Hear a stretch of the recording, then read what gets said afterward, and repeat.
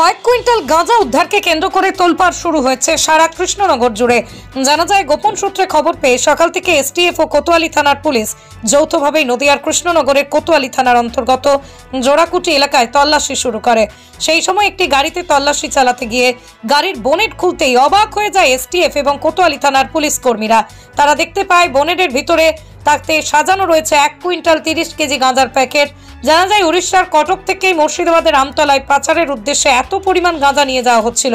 ঘটনায় গাড়ি সহ গাড়ির ড্রাইভার ও খালাসিকে আটক করেছে এসটিএফ এবং কোতোয়ালি থানার পুলিশ। জানা যায়, আটক হওয়া 2 অভিযুক্তের মধ্যে একজনের বাড়ি পলাশীপাড়া থানা এলাকায়, অন্য একজনের বাড়ি মুর্শিদাবাদের ইসলামপুর এলাকায়। এই ঘটনায় মূল চক্রীদের ধরবার জন্য তদন্ত শুরু করেছে এসটিএফ এবং কোতোয়ালি থানার পুলিশ। নির্দিষ্ট খবরের ভিত্তিতে একটি আমরা মিনি ট্রাক আমরা ইন্টারসেপ্ট করি, যার নাম্বার হচ্ছে WB51C 79191 7991 এবং তারপর 130 কেজি গাঁজা পাই। এবার আমরা যা আইন মোতাবেক যা ব্যবস্থা নেওয়ার সে ব্যবস্থা নেওয়া হবে। পেছনে কারা কারা আছে সেটাও আমরা তদন্ত করে দেখবো। ড্রাইভার এবং খালাসিকে আমরা অ্যারেস্ট করেছি।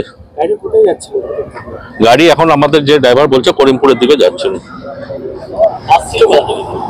ওটা চলছে, তদন্ত চলছে, এখনো আমরা জিজ্ঞেস করে বলবো।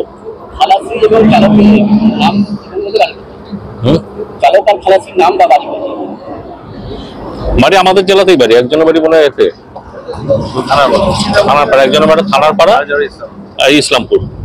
Bureau report, Arong news, Nadia.